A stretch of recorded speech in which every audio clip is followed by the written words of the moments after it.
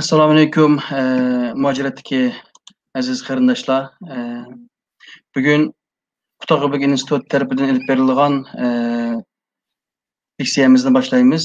Hammamizga ayon bo'lganidek, Qutlug' institutidagi TVPN bölümündeki 50'den ortiq Uyg'ur tadqiqotchi mutaxassislar muajiratdagi Uyg'ur yoshlar va Uyg'ur o'quvchilarninki fan texnikaga bo'lgan qiziqishi, mana shundaqla ularning o'rlab o'qishga turtki bo'lish ve ilim-fan orqali millatimizniki qaytadan kuchlanishi uchun fan texnika ve Uyg'urlarning kelgusi haqida suhbat programmalarini o'rlashtirishni qaror qilgan edi. Bugun biz institutimizniki tunji programmani Angliyadagi Oxford Universitetidagi fizik fakültesi tadqiqotchisi shundaqla Qutlug' instituti TVPN bölümüninki bilim heyeti Doktor Qurbonjon Barat efendi bilan suhbat elib boramiz.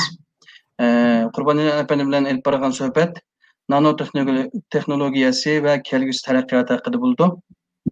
Men oldi bilan ko'pchilikka Doktor Qurbonjon Barat efendimni qisqacha tanishtirib o'tmoqchiman. Bu oraliqda hoş kelibsiz Qurbonjon. Rahmat, hoş bulduk. Qurbonjon Barat Ili viloyati Mo'ng'ul Ko'ra noyisi Xunixay yezisida tug'ilgan. 87-yildan 93-yilgacha kent boshlang'ich 93-yildan 99-yilgacha Noylik Uyg'ur o'rta maktabida o'qigan. 99-yili Beijing Pedagogika universitetiga qabul qilinib, 99-yildan 2001-yilgacha Xinjiang Pedagogika universitetida tayyorlikda o'qigan. 2001-yildan 2005-yilgacha Beijing Pedagogika universitetiniki tuvan energiya yadro fizika institutida material fizik kasbida bakalavriatda o'qigan.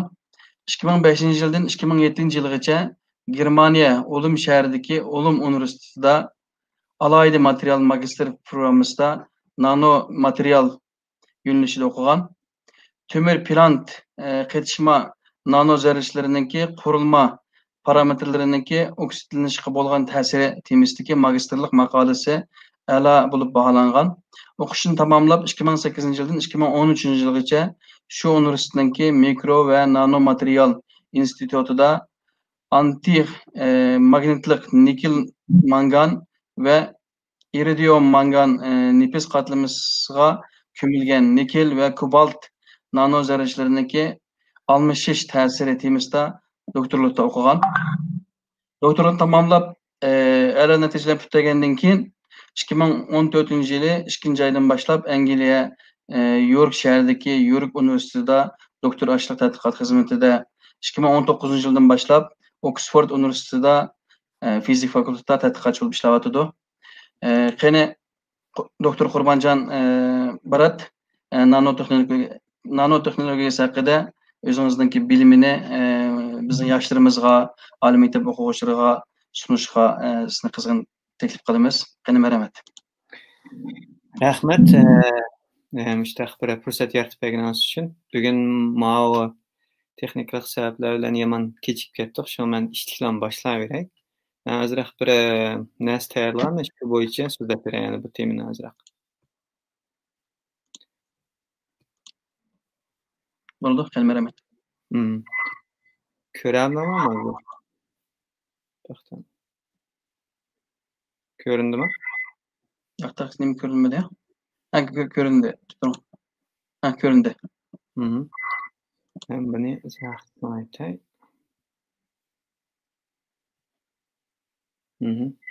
Agar normal bo'lsa qo'yasizlar. Ha, butun ekran qilsangiz bo'ladi. Butun ekran qildim hozir. Ha, bo'ldi. Bo'ldi, hamsa ben bugün nanotexnologiyasidagi endi nanotexnologiyasi hozir keng bir hukum. Bu texnologiya nihoyat keng soni o'sishiga hozirgi kunda. Çünkü bu kasblar aram giralishib ketdi. Masalan, ximiya, biologiya, fizika bu hammasi injenerlik, material injenerlik deymiz-ku. Nurg'un sohalarga chetishlik bo'lib ketdi kunimizda. Endi men bugun mushu nanotexnologiyasiningki kunimizdagi uchuri ilmidagi hozir qoldi va kelgusida qanday ishlar bo'ldi, shu to'g'risida azroq bilganlarimni o'rtoqlashmoqchi. Yani oldi bilan nanotexnologiyasini boshlashda bu nano degan nima, buni azroq bir nima tushuntirish berish kerak. Nano degan endi o'lcham birliklariga nima qilgan narsa bu endi masalan 1 metr deymiz. Biz 1 metrni 1 milliardga bo'lsak, aş 1 milliard bölükning uzunligi 1 nanometr bo'ldi. Bu intayin kichik hukumen. Kichik bo'lgandimi biz inson ko'z bilan qat'iy ko'ranmaydigan ashtaq bir hukumen. Ama eğer rasmga qarasangiz, mana bu yoqda mana tabiatdagi narsalarni bergan. Masalan, tabiatda o'lchamlar qanday? Masalan, chumilning cho'ngligi 5 millimetr.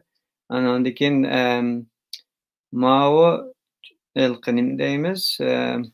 Chivinning tuxumi ekanda, fly ash deydi.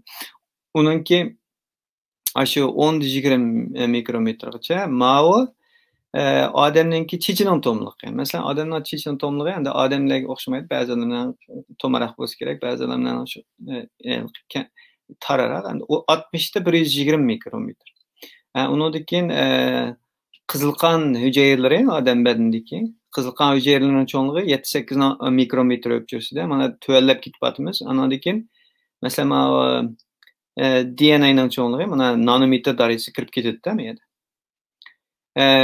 Endi bu yoqda bu odamlar shu texnologiyalik taraqqiyot jarayonida odamlar qilayotgan shu texnologiyalik jihatdagi mikrolash yuzlanishi. Masalan, nəhayət kiçik bir mixni elib etsangiz, bu 1-2 millimetr bo'ldi, nəhayət kiçik bir mixlar. Ondan keyin mundaq choqlarni yasaydigan bo'lib ketdik. Shu ilqi deymiz, odamning chechining tomliq darajasida yoki undan inchik darajada mustaq chiliq choqlarni yasaydigan bo'lib ketdik. Ondan keyin mana o lenslar bor, X nurni fokus qiladigan. Bu lensninki mustaq alayda bir zone plate deymiz buni. Muşta alayda texnikalar ishlaymiz. Bunun her bir muştaq ikki qo'shni bo'limchisininki oraliqi 35 nanometrga tushib ketadi. Ankin ba'zi elektron mikroskoplarda biz muştaq atomlarninki yuzlanishlarni, atomlarning yangi sun'iy bir atomlarni biz harakatlantirib qila olamiz-da, endi muştaq o'lcham. Endi bu nanometr shundaq bilganinglardek bu intayin bir kichik o'lcham. Endi odatda 100 nanometrdan tuvan bo'lsa, o'lcham birlikda siz tadqiq qilayotgan narsalar 100 nanometr o'lchamidan tuvan bo'lsa, buni nanotexnologiyasiga tava deymiz. Agar 100 nanometrdan yuqori bo'lsa, buni mikro dunyo deymiz. Endi mikro dunyoning bo'layotgani uzun bo'ldi-da. Masalan, tunji qitim optikalik mikroskoplar, masalan, Gollandiyada Van Hoven degan bir odam ijod qilgan, bir 300 yil oldida. Aşağıda optikalik mikroskoplarni ijod qilib, kishilar mikro dunyoga kiradi. Ya'ni odamlarningki yoki o'simliklarning hujayralarining cho'nligini ko'rdi. Endi bugungi kunimizda taraqqiyot texnik yuqori. Bugungi kunimizda biz atomlarni ko'ra olamiz. Ya'ni shu ob'em deganimdek 1 metrni milliardga bilsak, shuningdek keyingi kichik o'lchamlarni ko'ra oladigan bo'lamiz. Endi buning roli turmushimizga shunday yaqin. Endi biz men eng bizga tanishlik bo'lgan telefonni elib aytay. Bu 64-yil tunji chiqqan mobil telefonga, ya'ni simsiz telefon demdik. Buni sim ishlatmaysiz, lekin buning eg'irligi mana 40 kilogramm. Endi bugungi kunda shu telefoningizni 42 kilogramm yiningizda olib turish, bu intayin yiningizda olib yurish nihoyat qulaysizda. Buni mashinada olib yurgani bo'ldi. Shunday texnika ayni vaqtda bu radio shu signallar bilan bo'lgan bir telefon. Endi bugungi kunimizda bugungi kunimizda masalan iPhone 10 deb aytsak, ARM degan shirkat buning mingsini yasaydi, dizayn qildi bu shirkat Cambridge'da, Angliyadagi, lekin bular faqat lisensiya berdi. Amaliyotda u haqiqiy mahsulot Tayvandagi bir shirkatni yasaydi. Buningki sig'imi mana 250 gigabaytgacha bo'ladi. Bu nihoyat cho'ng bir fuqum. Ya'ni bir 20 yilning oldidagi yoki 30 yilning oldidagi texnikaga solishsak, bu hayron qolarlik bir o'zgarish. Bu ham organik LED'ni ishlatadi. Bu vaqtda Mamtumin Abbas akamiz bir leksiya bergan o'tganda, esinglarda bormi? Endi bu asli qaraydigan bo'lsak, endi mushu narsalarni, masalan, bugungi telefon amaliyotda qo'limizdagi telefon bir kichik kompyuterdan iborat. Bu kompyuterning mingisi bor. Bu mingsiniki xuddi odam mingsidimi, nevronlar odam mingsini tashkil topgandek. Masalan, odam mingsida qancha 80 milliard nevron bormi? Ashtag'aroq taxminan. Nevronlar bo'ldi. Bu odam mingsiniki shu funksiyasiniki eng asosiy birligi nevron. Endi bu hozirgi deymiz kompyuter deymiz, bu telefon deymiz. Bularninki ishlash prinsipiniki eng asosiy birligi nima desangiz, mana men yerda ko'rsatib qo'ydim. Transistor deymiz. Buni Uyg'urcha asli kristal lampa, ikki qutbli, uch qutbli kristal lampa deb tarjima qilgan ayni vaqtda. Chunki bu yangi chiqqan vaqtlarda ishtaq buni funksiya ishlagan vaqtda bu ozroq yanida shu lampa deb qo'yganlar deymi. Ya mushtaq lampaning ichiga qilg'ashqa vakuumni chiqarib o'tibman. Lampa qilganmi? Agar esinglarda bo'lsa, ma yoshlar bek bilmaydi balkim, agar kichik vaqtlarimizda bizdek yoshlar odamlar kichigimizda radiolar bor, shunami? Cho'ngda teshini yog'ochda ishlagan radiolar bor. Shu radiolarning ichida ichib qarasangiz uyg'onmishdaq, naqmishdaq tranzistorlar bo'ladi. Bu shu radioning jinida, chunki signalni kuchaytirib beradigan narsa bu ayni vaqtda. Endi bu ayni vaqtda shu biz ko'rgan radiolarda, masalan, biz bugun da'vatgan bu radiolar 30-40 yil oldingi radiolar, uning oldidagi Yevropada o radiolarning chiqqaniga bir 100 yildan ish ketdi. Endi lekin lampa ishlatgan u radiolar xeli keyin chiqqanda. Bu radio mushundaq lampadan 2-3 tal ishlaydi-da, endi 2-3 tal bor ichida. Ko'zingizni ko'ra olasiz, bunda bir dori botlukasining qutisida hozirgi kunda cho'ngligi ashtaqdi. Endi bugungi kunimizda kompyuter bo'lsin yoki yanfon bo'lsin, buning ichidagi ashtaq buning mingsi kichik chip deymiz. Qo'limizdan barmoqimizdan kichik narsa bu. Bu barmoqimizdan kichik narsa bo'lgan bilan mashning ichida mashtaq tranzistordan 100 milliondan 1 milliard qadar bor. Endi o'ylab beqing, bu yo'g'on narsa, bu dori botlukasining cho'nlig'idagi narsani bunda qo'l barmoqimizdan kichik bo'lgan bir chipning ichiga qanday sig'dira olamiz 100 milliardni? Qanday bo'ldi desangiz, shu bu yerda biz texnologiyada shu taraqqiy qildikda, taraqqiy qilib bag'ansir buni kichikiltib, shu tunji qitim 47-yili chiqqan narsa bu chog'da texi u qo'llanishdan jiroq bo'lgan. Qachon qo'llangan desa, keyin deymiz, masalan, men ko'rsatib qo'ysam. Mana tunji kompyuterlar, Ikkinchi dunyo urushdan keyin chiqqan, 50-yillardan keyin chiqqan kompyuterlar. Mush ko'rayotgan mishadagi har bir lampochka mana shu bir tranzistor bu. Sizlar ko'rgan ham tranzistor. Sanoqli tranzistorda buni qarasangiz sanoqli bo'ldi bu qanchasi. Mushu orqali ular shifr yashgan. Endi biz kichiklardik.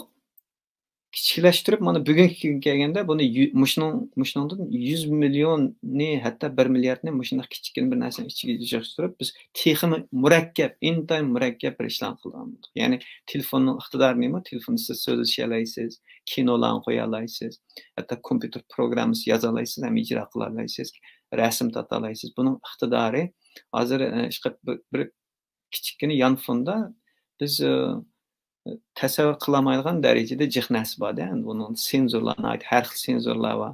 Sizning o'rningizni deb bera oladi. Sizning yugasingiz, qadam soningizni deb bera oladi. Boshqa barcha iqtidorlar bor. Endi buni mushu 100 yilga yetmagan vaqt ichida bir olamshumul endi o'zgarishlar bo'ldi deymiz. Endi buning ishlash prinsipi mushu, ya'ni bu hozirgi kunda mushu eng asosiy prinsip, ya'ni mushu prinsip bo'yicha bo'ldi, faqat kichiklidi. O'lcham jihatdan. Azroq texniklik jihat ilg'orlashdi, lekin asosiy prinsip nima? Endi men sizlarga buning asosiy prinsipini azroq so'zlab beray. Endi bu shu yerim o'tkazgich degan narsaning ijod qilinishi bilan mushtaq imkoniyatlar bo'ldi-da. Ya'ni hammamiz bilamiz, tok ijod qilingandan keyin masalan, shu lampochka mana yiniqtirdi. Tok bo'lsa, lampochka yonadi, yo'riq uyda o'tiramiz. Bu tok nereden keldi? Bu elektrostansiyadan keldi. O tok degan nima? Zarrachalarning iqimi. Zarrachalarning iqimi, bu zarrachalarning iqimini siz bir metalga, mayli mis bo'lsin, alyumin bo'lsin, temir bo'lsin, nima qilsangiz bu shu besim bersangizlar bu zarrachalar iqimi mangadi buningda. Aşı bisimning cho'ng kichikligiga qarab mangadi. Endi ba'zi materiallar bor, tok o'tkazmaydi. Masalan, ularni insulator deymiz inglizchada, tok o'tkazmaydigan materiallar, masalan, yog'och deymiz, aynak deymiz, bular raxt deymiz, bular tok o'tkazmaydi. Endi bularning o'tirisida biz yerim o'tkazgich degan bir materialni bayqab qoldik. Anki yerim o'tkazgich degan materialni bayqagandan keyin buning ancha-muncha o'xshamagan moddalarni qo'shish orqali biz mushtaq transistor degan narsani yozdik. Bu transistor degan nima desangiz, bu bir elektrik klapan bu. Klapan deb qo'yamiz o'yilqa ich people degan. Masalan, buni endi eng oddiy zog'ir tilda desak, bu klapan degan nima? Masalan, bu yoqda cho'ng bir buni zarichlarning o'tmini bir eriqda kelgan suv deyli. Bu yoqda cho'ng o'stan bor.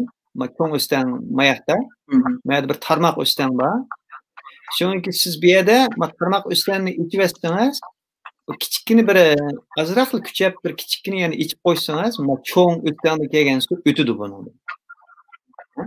Ondan keyin bu yerda o'stanliklarsiz agar buni ichib qo'ysangiz, bu yer tarafni ichib qo'ysangiz, cho'ng o'standagi suv mang'anmaydi.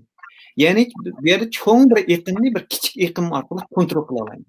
Bu kontrol qanday ish qilgan desa, shu yerim o'tkazgichdan yasalgan, shu transistordan ishlanganda, transistordan nima qilgan. Endi buni ayni vaqtda avian dedim, kristal lampa deb tarjima qilgandik. Bu tarjima hozirgi shu transistorlar tez mos kelmaydi bu tarjima. Shuning buni endi bir yangi tarjima qilish kerak. Hozircha transistor deb turayman. Yoki transistor desak bo'ldi, udullab, chunki jiq texnikalik atalgan biz udullam o'tkazgich desak nima ekanda? Desak oddiy bo'lib qoldi. U tok o'tkazgan narsa jiqda bu endi işte alayli bir narsa, transistor degan. Rezistorni qarshilik deb tarjima qilgan. Bu qarshilikqa o'xshab ketadi, lekin bu qarshilikni ilqi zarichiningki nima manfiy musbatlik qarab o'tkazsa, agar musbat kelib qolsa o'tkazib o'tadi, manfiy kelib qolsa o'tkazmaydi degandek. Siz ashni kontrol qila olasiz buni. Buni aytdi bir o'zgarchilik buniki. Mana bu yerda buning ustida tok yo'lni misol qildik. Ostida mana bu shu sxematik nemsda tushuntirilishi. To'xtanglar, men yerda bir pointni o'ngshab olayman. Laser pointer qilib qo'yaylik. Buni endi bu yerda tushuntirib o'tirishning o'rni yo'q bu yerda. Bu mushtaq endi bir control gate deb qo'yamiz. Bu bir ashta klapanda hisobda. Buni azroqli bir besim bersangiz, miyadagi tokni qisib oladi bu. Tok miyaga o'tolmaydi, masalan. Agar buni azroq besimni to'ltib qo'yish, yuqorilatsangiz, miyadagi elektronlar qo'shilib, kuchaytirib, shundan keyin orliqdan miyaga, ya'ni endin piga bir tok o'tkazibdi, undan keyin siz buni bir yip tok yo'liga aylantira olasiz. Agar bu besim to'm bo'lib qolsa, bu ochiq tok yo'lida tok o'tmaydi. Endi buni lampochkalarni qilaylik. Masalan, lampochkani mendaq simvol qilib qo'ydik miyaga. Buni kontrol qila olamiz mushtaq. Azroq tok bilan ya uni bu sistema tok bo'ladi yo tok bo'lmaydi. Endi bu kompyuterga qanday tillik yutamiz yoki kompyuterni qanday bir odam mingsiga o'xshash tafakkur qilza olamiz. Bu bir nihoyat bir cho'ng ishda. Masalan, inson, masalan, biz Uyg'ur bo'lsangiz, siz yana bir Uyg'ur bilan paranlashish uchun til kashf qilingandan keyin, o til kashf qilishdan burun biz shart mundaq isharalar bilan belgilagan bo'lishimiz mumkin. Undan keyin til ijod qilindi. Hozir biz Uyg'ur tilida, Uyg'urlar Uyg'ur tilida so'zlashimiz. Bu Uyg'ur tili 32 harf bor. Siz 32 harfni o'xshamagan yo'llar bilan qurib, uningga Uyg'ur tilining grammatikasi, ya'ni qoida, muqim bir qoida bo'yicha maqsad qiltirsiz ikkinchi bir odamga.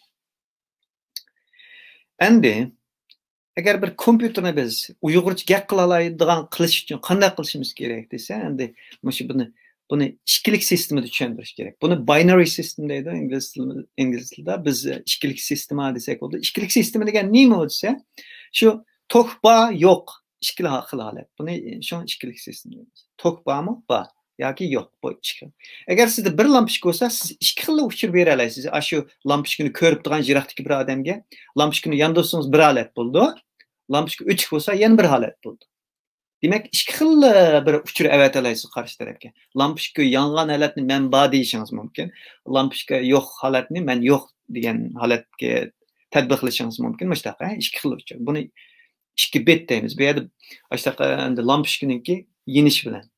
Agar sizda ikki lampochka bo'lsa, u chaqda ikkining kvadrati bo'lib, bu 4 xil ehtimollik bor bu yerda. 4 xil uchur avatalaysiz. İkkilisini teng yandırsanız bir uçur, ikkilisini teng uçurup koysanız bir uçur. Ma o'ng tarafdakini yandırıp sol tarafga uch bo'lsa yana birsi, ta'tirsi bo'lsa yana birsi. Demak 4 xil uçur avatalaysiz. Sizda ikki lampochka bo'lsa masalan.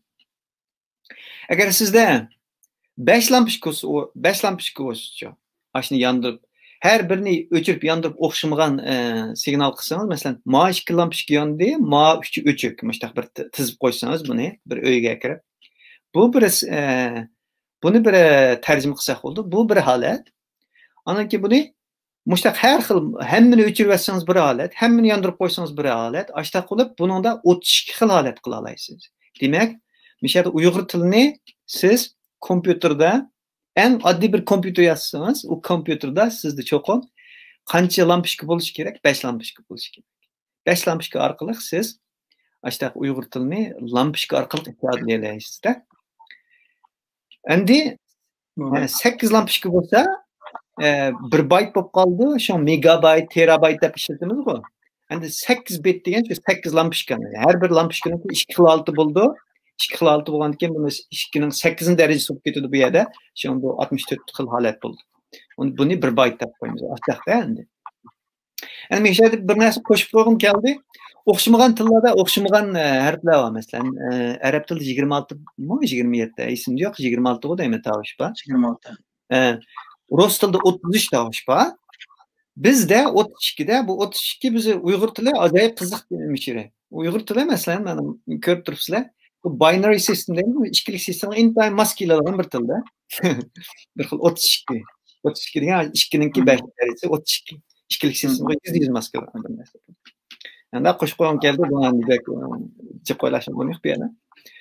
Endi bu yerda shu transistor degan endi bu tok mangan ekan, bu tok manganda issiq chiqirdi. Har qanday o'tkazgichda o'tgan vaqtda buni biz o'tir maktabning saviyasida o'rgangan. O'tkazgichdan tok o'tkazsangiz, tok qancha yuqori bo'lsa, bu o'tkazgichning qarshiligi shuncha yuqori bo'lsa, shuncha issiq chiqirdi. Ya'ni siz tokni issiq energiyaga aylantira olasiz. Shunga nurg'un o'choqlarimiz bor, shundaqmi? Hatto choy qaynatadigan cho'gillarimiz bor. Uni shu bir tal qarshiligi yuqori bir metalni ichiga sap qo'ydi. Uni tok bersangiz, o metalning qarshiligi intayin yuqori bo'lg'achqa, u qizib, suvni qaynatadi. Endi bu qozon cho'mish unda xiylar ishlatgan vaqtda biz u issiqlikqa aylantirish uchun tokni maqsadimiz shu bo'ldi, lekin bu kompyuterga kelgan vaqtda bu issiq chiqarsa bu energiyani bu yerda biz ziyon tortgan bo'lamiz. Bizning maqsadimiz zarrachani mang'izish. Lekin bu zarracha afsusligi bu faqat 0 mutlaq 0 gradusda, ya'ni 0 dan tuvan 272 gradusda, ashning tuvanligida, yani ba'zi materiallar uning yuqoriqidimi qarshiliksiz bo'lgan materiallar jiq hozir. İşte qarshiliksiz holatda u toksiyan bo'lmaydi, lekin bu biz odatdagi turmushda bu ya'ni 22 gradus mushtaq uy temperaturasi desak, buningda tok bak ziyon bo'ldi. Shunga telefoningizning qizib ketadigan ham shu, kompyuteringizning qizib ketadigan ham shu, bu qiziganning hammasi shu biz ziyon tortayotgan energiyalarda. Bu bir cheklanisi. Endi buni yana davomlashtiraylik. Mana bu tunji kompyuter, endi azroq kompyuterga mayli. Demak, men bir narsani demay o'tib qolibdimi? Siz mushuni endi buni tilg'imi o'zgartirasiz, buni logikagami o'zgartirasiz. Ya'ni biz bir narsa tafakkur qilish uchun uning logika bo'lishi kerak. Logika degan nima? Masalan, A B'dan cho'ng bo'lsa, B C'dan cho'ng bo'lsa, A C'dan cho'ng bo'ldi degandek bir logikalar masalan. Buningda logikada yoki, ammo ikki narsani qo'shib hisoblaganda birinchi ahvol yoki ikkinchi ahvol degandek. Ashta buni logika qilish uchun mush lampochkalarni biz o'xshash bo'lmagan birikmalar orqali bir logikani hosil qila olamiz ham. Masalan, mush holatni yoki deb tushundirsak, bu mashkini o'chirib o'tib, mashkini yondirib qo'ysak, uni Həmin öz içiga aldığan bir holatga o'zgartiramiz. Logika o'rgatalaymiz de kompyuter. Yani kompyuterni yana bir ta'kidlab o'tay, kompyuter mayli sizning yanfoningiz bo'lsin. Buning eng o'lcham birligi shu ikkilik sistem bo'yicha nima qildi. Biz ikkilik sistem bu bak chekilmelik bo'lg'ashqa. Bu ikkilik sistemini shu bir muncha mustaq tranzistorni yasab, bir muncha narsani tang harakatlantirib, andan keyin biz buni tafakkur qila olamiz, murakkablashtirib olamiz. Buning bu ikkilik sistemi bir tanlamış bilan siz hech qilolmaysiz da. Cho'mayada tunji kompyuterda bular bir muncha mustaq tranzistor ishlatgan. Mana buni qarab tursanglar, nihoyat ko'p. Lekin buningki tezligi, buning hisoblash iqtidorini bugungi kompyuterlarga solishtirsak, osmon zamin farq bor-da. Bu farq shunchalik cho'ng. Buni menda solishsak bo'ldi. Biroq mush kompyuterning tezligini bir qululninki menish tezligi desak, ma hozir kompyuterlarningki tezligini ma osmonga chiqadigan raketalarning tezligi bilan hatta undan da cho'ng bo'lishi mumkin. Bu jiq taraqqi qildi. 60-80 yilda chiqib ajoyib bir taraqqiyot olib ketdi. Endi men qaraydigan bo'lsak, mana 80-yillarda kompyuter rasmiy buni kompyuterningki oilalar kirishi yoki ishg'ollar kirishi deb deymiz. Bu 80-yillardan boshlangan ishlar.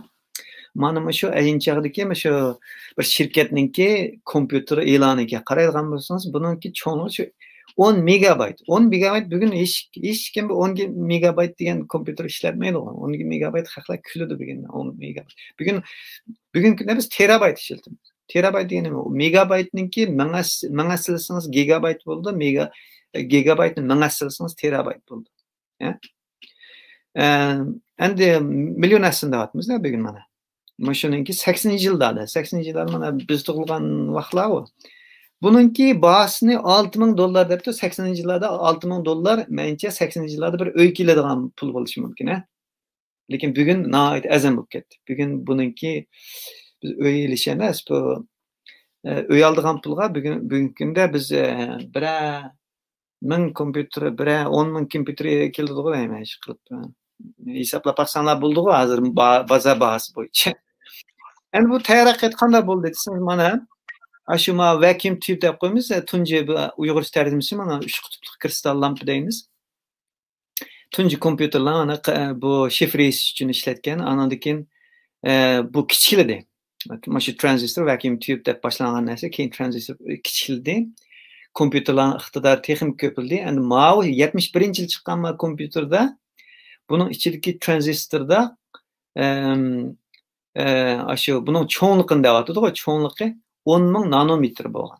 10,000 nanometr degan 10 mikrometr bo'lgan. Ya'ni buning cho'nligi 71-yilga kelgan vaqtda shu bir buning ichidagi transistorning cho'nligi kishiningki, odamningki chechining tomliqining cho'nligi bilan bo'lganda o'xshash bo'lgan. Mana shu 44-yildan 71-yilgacha biz bir narsani mashaq hozirgi maslaq bundaq bir dori qipidek mana maningdek bir dori qipidek narsani odam chechining tomligida qila oldik-da. Anaki 95-yilga kelgan vaqtda bu 10,000 nanometrni texnik kichiklashtirib biz buni Intel chip deb qo'ydim. Intel buningda Amerikadagi shirkat bilasizlar, bu eng kuchli shirkatlarning birisi, bu chip yasashda 500 nanometrga tushgan. Endi 2019-yil bu nemaga tushdi desa 7 nanometrga tushib ketdi. Endi bugungi kunda bu intayin aslayotdi. Shu davomli tushishi. Chunki buning ketadigan mablag', buni texnik mustaq kichiklashga bo'lgan hozirgi mablag' intayin cho'ng ketib bordi. Bu yerdagi texniklik talablar, texniklik qiyinchiliklar haslab ishyapti-da.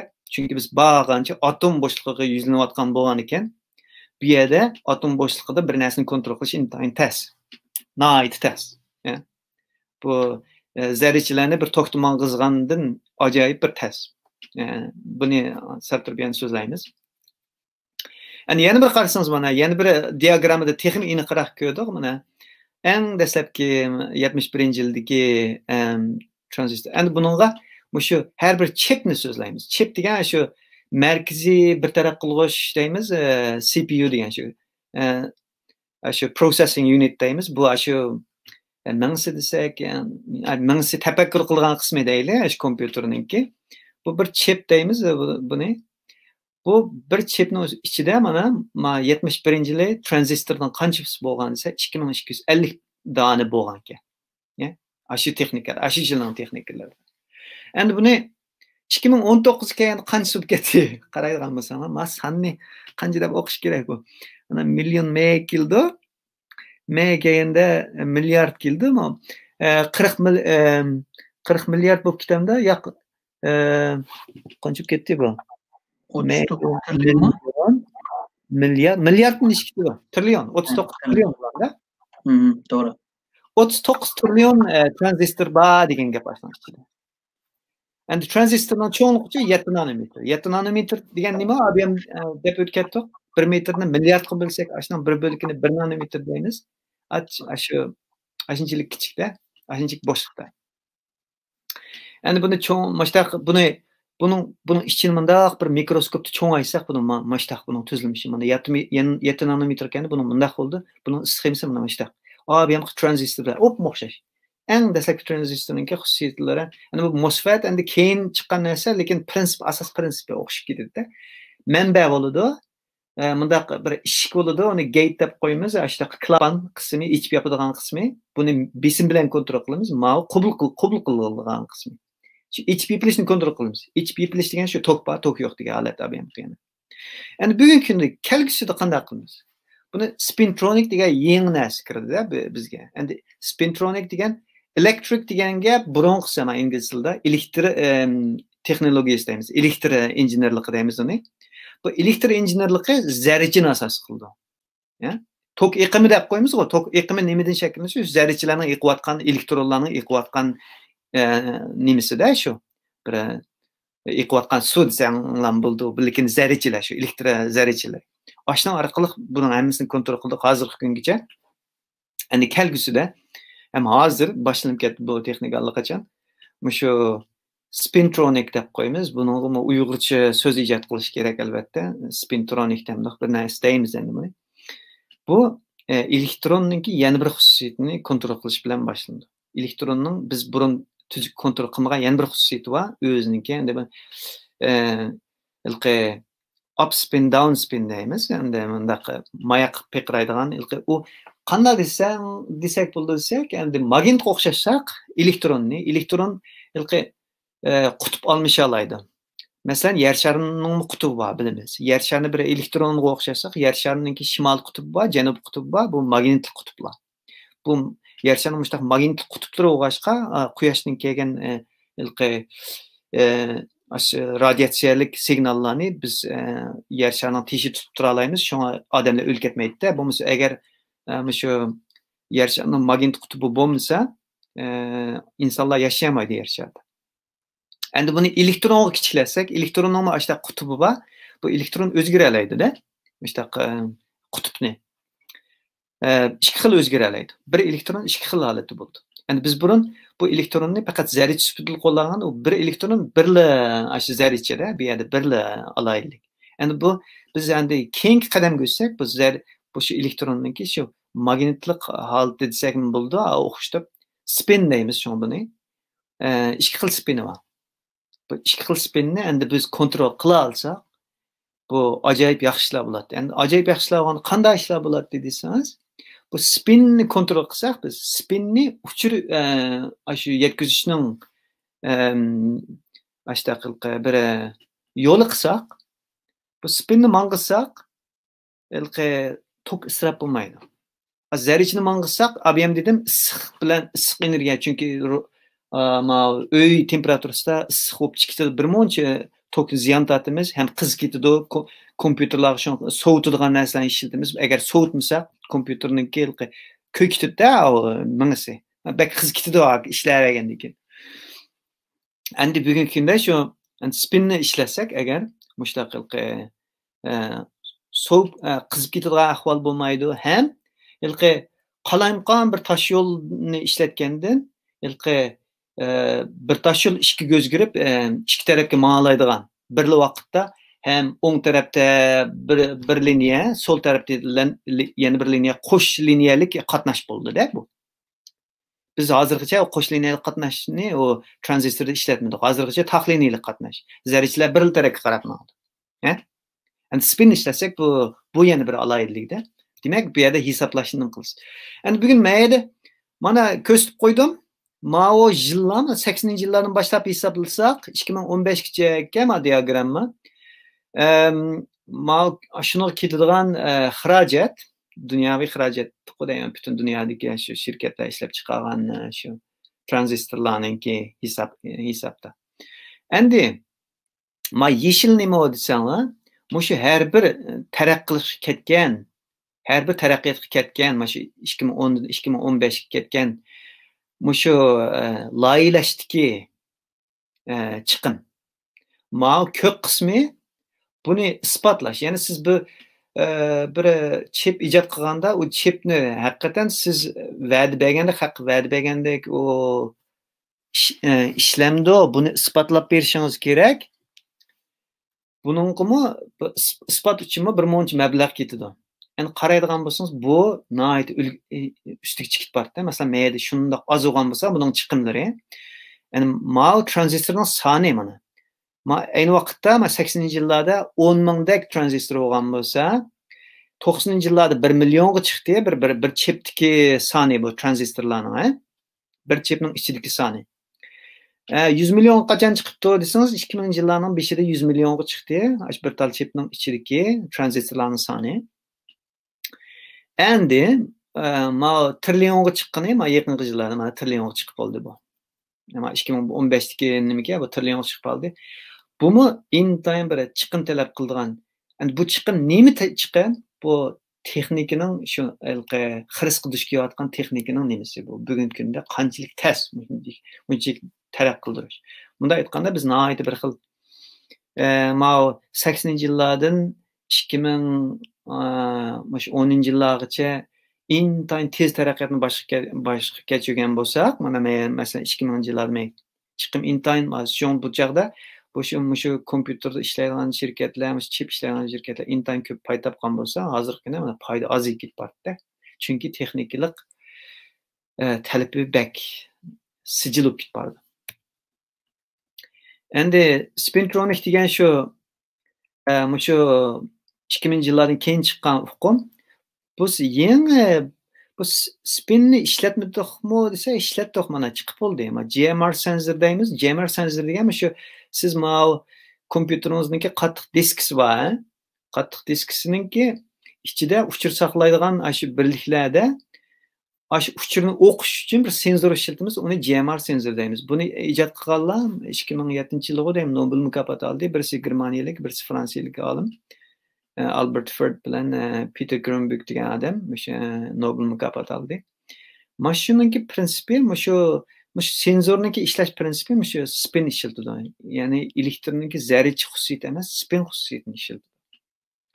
Endi biz kelgusida, lekin bu boshlanishda endi biz kelgusida nimani qilmoqchi desa, spin asosidagi transistorlarni ijod qilmoqchi. Men ABM degandek, agar buni ijod qila olsak, birsi telefoningizni kunda to'qqaslash ketmaydi. Nihoyatda bir oyda, hatto bir yilda bir qaslab qo'ysangiz yetadigan bo'lib ketadi endi. Maqsad shu bizning hozir tadqiq qilayotganimiz. Yana birisi intayin tezlashidir. Spin memories deymiz. Bu bunda aytganda, masalan kompyuterni o'chirib qo'ysangiz, kompyuter shu zaman o'chidi. Agar spin memory ishlasak, kelgusida magnitni birlashtirib, bu kompyuterni o'chirib qo'ysangizmi, tafakkuri o'chib qolmaydi deb ishlatishinglar bo'ldi. Yani kelgusi yuzlanishi shu. Yani buning nurg'un texnikalik yuzlanishlari bor. Biz mana mustaqil transistorlarni ishlash uchun tirishyapmiz. Biz buniki bu yalnız telefon için emas, telefon kompüter için emas, makina mesela. Hazır bu CPU işletmeyen narsa yok hazır. Bu smartphone deymiz, bu aqlli kit bardı bu etrafımızdaki narsa. Mesela robotlar deymiz. Üstümüzdeki sun'iy hamrodni tortib, shu hatto avtomobillarmi hazır aqlli kit bardı. Mesela hazır o'z haydaydigan mashinalarni ijod qilinib, hozir sinov qilinyapti. Ashlan hammasi nima kerak? Menga kerak bir shu kallasini odamga o'xshash ishlatadigan kalla kerak. Ashlan hammasiga ishlatadi. Bu demak bu nihoyat bir keng soni o'z ichiga olgan narsa bo'lib ketdi bugungi kunda. Endi mana kelgusini hisob etsak, hozir biz yenilam bu texnikaning bir munda aytganda intayin bir yeni bir bosqichga ko'chammidik. Burungi texnikani qanday qilib texnik kichiklashtirishni tirishayapmiz. Masalan, 2020 hozir 6 nanometrlik texnika deb qo'yamiz biz tranzistorniki. Shu kichik bir qismning kengligi 6 nanometrda, shuni demoqchi. Shu bir tranzistor desak, shu 6 nanometrga tushib bo'ldi. Mayadan mekaga cho'g'an kengligi pitch length deydi uni. Gate pitch bu deb, metal pitch deb. Shuning cho'ngligi 48 nanometr o'lchamisida. Endi buni texnik kichiklayapmiz. Qanday kichiklayapmiz? Amaliyotda fizikning bu yerdagi fiziklik xususiyatni o'zgartirmadik. Faqat buni nima deymiz desak, bu bunday aytganda shu geometriyalik shakllarni o'zgartiriblar. Masalan, yotqizib qo'ygan bo'lsak, boshqa bir narsani tiklab qo'yib uni shu sig'imni oshiryapmiz-da, texnik kichiklatib. Masalan, bir tranzistorni bir bundaq sandiq soldik desak, bundaq udulisiga bundaq kenglisiga solsangiz, uningga 2 nil sig'izgan bo'lsangiz, uni tiklab qo'ysangiz qancha sifatida texnik jiqib qotadi, shunaqmi? 10 ni batqiza olasiz. Shu hozirgi texnika shu ashdaq. Yenilanmayapmiz. Bu yerda yangi bir bosqich kelgusidagi shu spinga o'tanmayapmiz. Chunki ABM deganimdek bu spinni kontrol qilmoq yomon tez. İmkoniyat butunlay yo'qmi desa, yo'qmi? Yo'q emas, bor. İmkoniyatlar bor. Masalan, topological insulator deb bir material chiqdi. Bu o'zgacha bir materialda.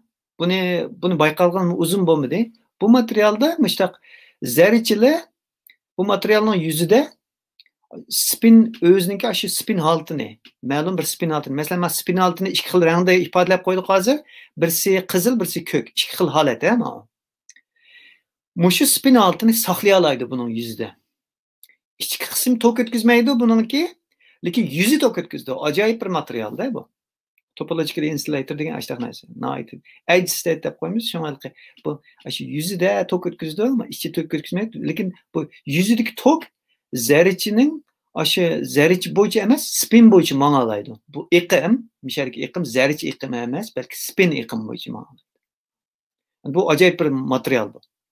Endi hozirgi kunda bu yerki texnikalik ishlar nima desa, mushu texnikani qanday qilib shundaq bir tranzistorga ishlatyapmiz.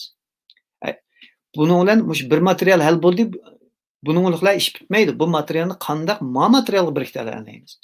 Chunki buningda bu materialni mushtaq bir tranzistor qilish uchun men manba bo'lish kerak. Mana spin qilib ifodalab qo'ydim. Anki bu spinni kontrol qila oladigan bir klapan bo'lish kerak. Bu klapanga o'xshamagan materiallarni, o'xshamagan fizikal xususiyatlarni ishlatishga to'g'ri keldi. Bumi bir hozir mushu texnikaninki oshanmayotganligining eng cho'ng bir mushu xalqliq bosqichi demdik. Mushu hal bo'lmayotgan yeri shu. Ma qismi hal bo'ldi desak bo'ldi. Hozir buni nurg'un texnikalik ishlarni hal qila oldik. Men mushu o'zimning guruhim bilan maqolalarni e'lon qildim mushu sohada. Google'da sanlar bo'ldi, shu bor. Andan keyin sezishmo bo'ladi. Eng qiyin yeri buni qanday kontrol qilish, spinni qanday kontrol qilish. Chunki biz spinni kontrol qilib, uni logikalik holatga ishlatalaymiz. Bor yo'q degandek bir holatga ishlatalaymiz desak, bu spinni o'ng ta'tir qila oladigan, intan kichik bir bo'shliqda o'ng ta'tir qila oladigan bir holatga yetishimiz kerak. Cho'ng bo'shliqda qila olamizmi? Qila olamiz. Unda texnika bor. Lekin intan kichik bo'shliqcha bu tez. Endi kelgusida nima desa, kelgusida kvant kompyuterlarini davatimiz. Endi kvant kompyuteri buning yana bir darajasi, texmi bir yuqori daraja. U tadqiqotmi intayin tez bo'lyapti, chunki u tadqiqot yangi bir inqilobni paydo qildi. Kvant kompyuterga u chaqda biz bir tal elektronning altini ishlatamiz u chaqda. Bir muncha elektron emas, spin demoy, bir muncha spinlamangdi. Spin current deb qo'yamiz, spin iqimi deymiz. Lekin bu kvant kompyuterlarda biz bir tal elektronning gapini qilamiz. Demak, bir tal elektronni kontrol qilish intayin tez. Nimishqa? Bu elektron ajoyib bir narsa. Bu elektronninki holatini, uning harakatini, uning energiya holatini tasvirlashga biz klassik mexanikani, klassik bilimlarimizni ishlatamaymiz. bu butunlay yangi bir fizikani, butunlay yangi bir matematikani talab qildi. Biz kallamızda o'tmaydiganlar bir ish bu. Tasavvur qilolmaymiz. Chunki biz ko'rgan dunyomizda bu mumkin emas bir ishlarda, lekin shu elektron dunyosida, shunday kichik bir sohada bu mumkin. Qanday buni endi mundaq bir ommaviy so'zda qanday ifodalash kerak desa, masalan, uyning temi desak, qo'limda bir basketbol yoki futbol bor desak, men uni har qancha qattiq tepsammi, bir uyning temini teshib o'tamaydi narsa. Shunaqa, qanqib o'zim qaytib keldi. Tushunami? Mumkin emas uni qarshi tarafga o'tishi. Chunki bu yerda u tepgan o to'pimniki energiyasi uncha kuchli emas. U tamni qanday teshimiz desangiz, tankini birini ekansangiz, tankini shu qartib bir tal o'qni itib qolsangiz, odatda tam teshib o'tishdi. Shunaqa tankini o'qi. Uning energiyasi intayin kuchli chunki. Endi kvant dunyosida qanday desangiz, kvant dunyosida shu elektronning energiyasi intayin to'm bo'lsa-mu, elektronning oldiga elektron dunyosida bir uning energiya to'siqi deydi, energy barrier deb qo'yamiz ingliz tilida. Energiya to'siq qilib qo'ysa, energiya yetmasa-mu, bu teshib o'tkaziladi qarshi tarafga. Buni ingliz tilida tunneling deymiz. Tunneling deb tushundiramiz buni. Bu bir xil shu sergarlikdagi ish bu. Elektronninki bir sergarlikdagi ish bu. Energiyasi yetmasa-mu, o'tkaziladi. Lekin bu yerdan farq bor. Bu agar bu energiya to'siqninki energiyasi to'saq darajasi baxshi qurilsa, yana o'tamaydi. Ma'lum bir cheklamalik bor yani bu yerda.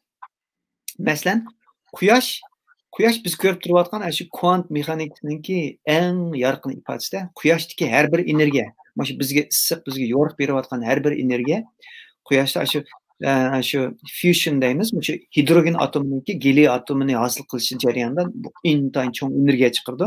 Mana shu energiyadan biz issiq qolamiz, biz nur olamiz. Bir ishtirok istaydi.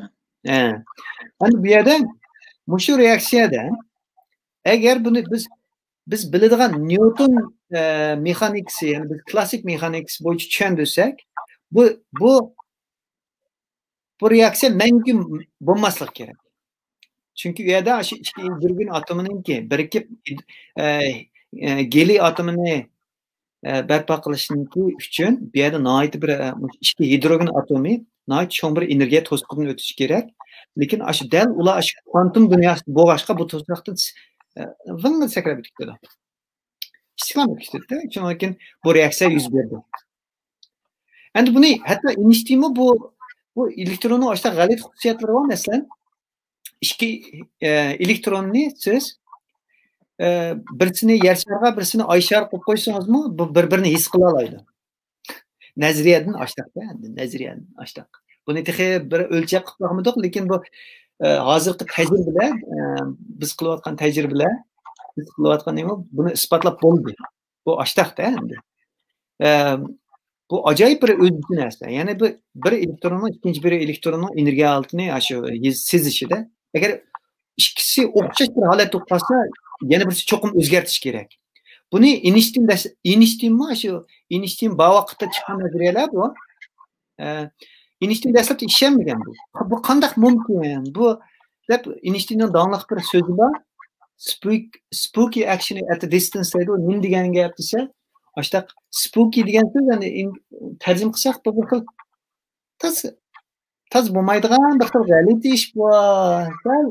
Odamni shahq qilgandek bir meni sal ahmoq qo'ytamsa qanday degandaglar ashta bir gapda taz bir muvofiq so'z topolmadim hozir. Ashta bir narsa uchun bir xil kelmagan bu. Bu qanday mumkin bo'ladi? Bir ikki elektron bir ikki ayirib qo'ysangiz bu bir-birini qanday sezdi? Bu shuncha kichik narsa. Bu intan kichik narsani davasak bu yerda debchi. Lekin keyin uni tajribada davomli har xil tajribada bo'lib isbotlagandan keyin Einstein yana shu beshinlanishdi payda yana bir yer taz kallamda o'tmayapti deb hayotidan shu ketib qoldi-da u dunyoda. Taz bir ishlash qilaman u odam. Endi hozirgacha biz hayron qolamiz bu endi kvant mexanikasi bo'layotgan ishlarninki ajoyibligidan.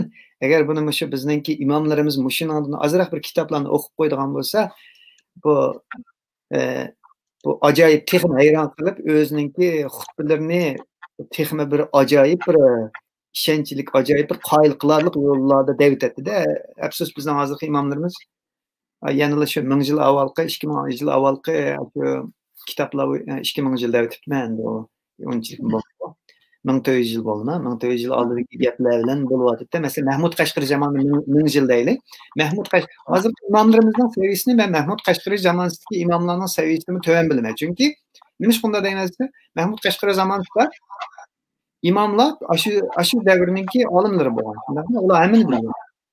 Shu davrdagi bilimlarni hammasi ilmiy nujum deymiz, yulduzlarga qarab ma yulduz palaya kelsa bunda vaqt bo'ldi degan. Yani Ulug'bek deymiz, O'rta Osiyodagi eng oxirgi olim namoyanda, tabiiy olimlarimizning namoyandalaridan birisi. Ulug'bek endi o'zi podshoh. Toshkentda qayerda bir yerda o'zining poytaxtida rasaxona ochgan, shu olimni tekshirib olgan rasaxona ichib bu Ulug'bekning yana bir donliq bir hisoblashi bor. Yerlarning o'zi o'qidi qiyposhligini necha 10 xongacha hisoblab chiqargan odam bu. 1400 yillarda yashagan odam u. Keyin o'zining cho'ng bolasi o'ltirib etdi, taxt olishib. Endi Ulug'bek zamonida shu imomlar shu hammani biladi, lekin bugungi kunda bu bugungi kunda demaylik, shu oldimizdagi 100 yilda yig'ilgan bilim bütün insoniyat tarixidagi bilimni necha million qatlaydi-da. Shunga yetishmaymiz. O'rganib yetishmaymiz bugungi kunda. Shunga biladiganimiz pek az. Endi bu az deplan bu telefon depla qo'limizni tutibla yurishdan azroq buning oddiy prinsipini bilib qo'yganimiz yaxshi. Endi shu chunki bunida ingliz tilida bak ko'p o'qish kitoblar bormi? Amilbab tilida tushunadigan shu kvant mexanikasi deymiz, shu elektronning ajoyib bir xususiyatlari bor. Bularni tushunadigan nurg'un fizik kitoblar bor. Bu kishini hayron qoldirdi. Hatto olamni biz 95% bilmaymiz. Odamda qarang'u modda mavjud, qarang'u energiya deymiz. Hozirgacha biz tushunmaymiz bu narsalar. Bakchi hozir. Yomon jiq so'zlayaptimi deyman mana. Bo'ldi. Shunchalik so'zlay, bak o'zlab ketdim. Endi qog'iniga agar savollar bo'lsa javob beraylik. Doktor Qurbonjon Baratga ko'p rahmat aytamiz. Hozir alayda savollarmi yo'qkan, mundaq bir narsa kallam keldi. Biz kompüterlarda, telefonlarda ba'zi narsalarni ko'ramiz. Telefonningki mesela bedende nur chiqarib, mesela bileklik taqilgan saatdek telefon şeklinde bo'lganlarni ko'ryapmiz. Bunun mesela nanotexnologiyasidan bir aloqasi bormi? Nur chiqaradigan soatlar debsiz? Shundoq. Mesela deyli, bilek taqaydi ekan, taqgandan keyin o saat nima, vücut ko'rinmaydigan narsalarni ko'rdik. Bu fantaziyami yoki bo'lmasa emniyatda shunday bir narsa? Ya uni bo'ldi hozir. Yani uni narsa. Endi unda hozir chiqayotgan hamma texnik nanotexnologiya tava hozircha. Chunki bu nanotexnologiya chiqmagan narsalarni biz qilib bo'ldik. Burungi masalan mashinaning motori deymiz.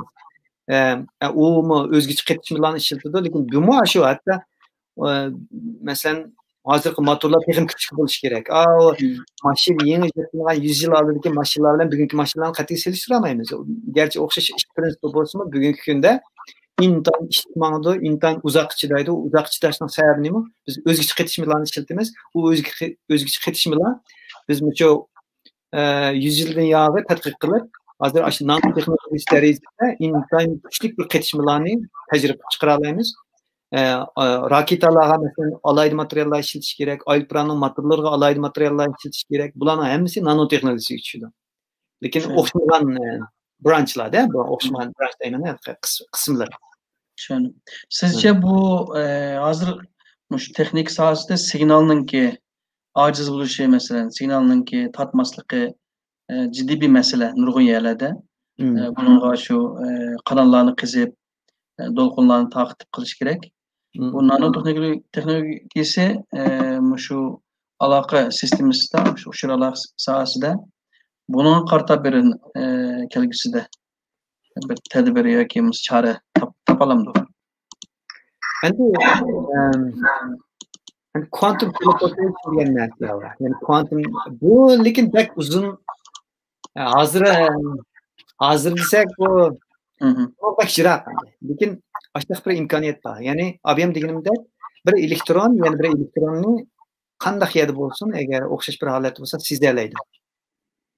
Şu an ba'zi olimlar dedi, mesela men shu qo'limdagi bir narsani siqsam, men butun dunyoga ta'sir qilayotgan bo'laman deb. Chunki men buni vaqtda buniki elektronlarni his qilibda, uning energiya holatlari o'zgardi.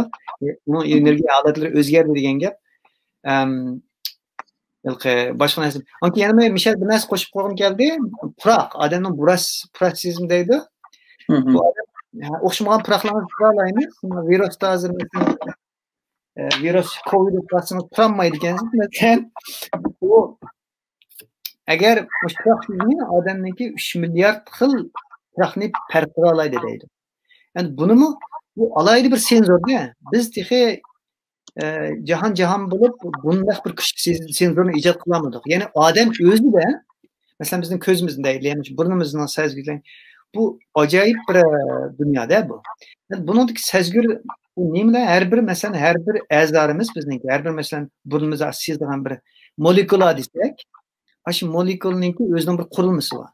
Biz o kurulmasını yaxşı öğrengendik ki onun işleş prensipini bilemeyiz, onu yasayalayız aslında. Taklit kılıp şu. Endi bir yerde şu prosesizmi mi aşı kuant mekanik çıltıdı dep düşündürdü. Bomsa imkanı yok. Unchilik puraqni qanday farq qila oladi? Ash quantum mexanik kerak.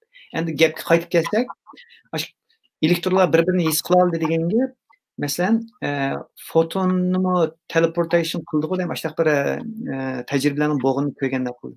Demak, biz kelgusida hozirgi texnika emas, boshqa bir yangi bir texnika ishlatamiz. Butunlay yangi. Ash texnikada bunda bo'shliq, unda qilqi ma tam to'sib oldi, ma signalim ne, ma daraxt to'sib oldi degan ishlar bo'lmaydi u yerda. Ma tog' to'sib oldi degan ishlar bo'lmaydi. Bu kvant mexanikasi agar biz yuqori darajada ortiq bir xususiyatlarni texnik kelgusida ishlatilsak, bu bir jiq masalani hal qiladi. Hozirgi kunda biz yana nanotexnika bo'yicha ish qilyapmiz. Masalan, shu masalan 5G deymiz, hozir chiqayotgan 4G'dan 5G'ga chiqdi. Ular hammasi yana shu nanotexnika bo'yicha ilgarilayotdi bu narsa. Lekin buning chekilmaligi yana bor. Bu chekilmalikni birdan qilib bo'lmaymiz biz. Yani buni chekilmalikni yangi bir texnik bilan atqirish kerak-da buning xususiyatini.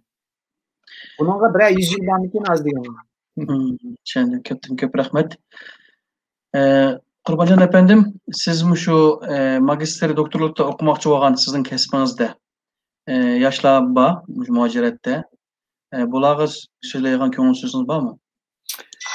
Menimcha shu fizikani jiqaroq o'qishga bolalar deyman. Shu fizikada chunki bakchiq tarmoqlar bor.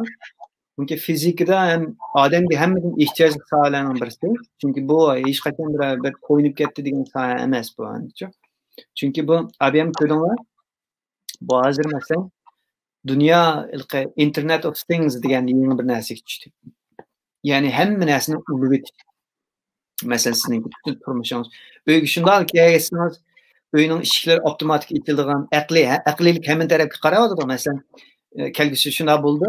Uyni shunday kelsangiz o ochqishni o'zlab sizning to'nibla ishga ichiladi. Ishga ichilgandan keyin bütün hamma narsa tayyor bo'lib turdi, cho'gillar qaynab turdi yoki oshlar tayyor bo'lib pishib turdi degandek. Andan keyin bir uyga o'g'ri kirgan signal bir doklad berish mumkin. Bugamanda o'g'ri kirganda shu zamonda saxta telefon qilgandim, saxchilar tutib aktiv qoldi.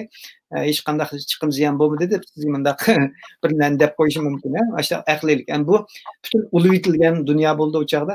Yani bu mesela hazır Amazon'u misal alsak, Amazon bütün narsa olmuş. Amazon'da bir yılda bulduğun sodan neçe trilyon de iş gidiyor hazır. Dünyadaki en çok bir şirketler olup kaldı. Bunun paydası dehşet köp.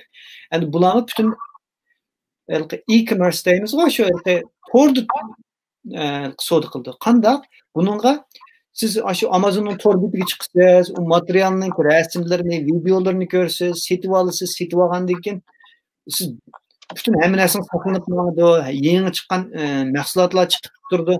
Bu Amazonning kuniga Bunun bütün uçur saqlashga bo'lgan ehtiyoji intayin cho'ng. Bular davomli uçur saqlaydigan zavodlarimiz bazılarını çoğaltıp hem davamlı kültürü ilki yetişmeydi. Çünkü ilki abim dedik ki ne trilyon soru buluvatkan boğandaki bunun hem uçurun saqlash için sizde bir munç qattiq diski bo'lishi kerak. Yani mesela ana kompüterning qattiq diski 250 gigabayt.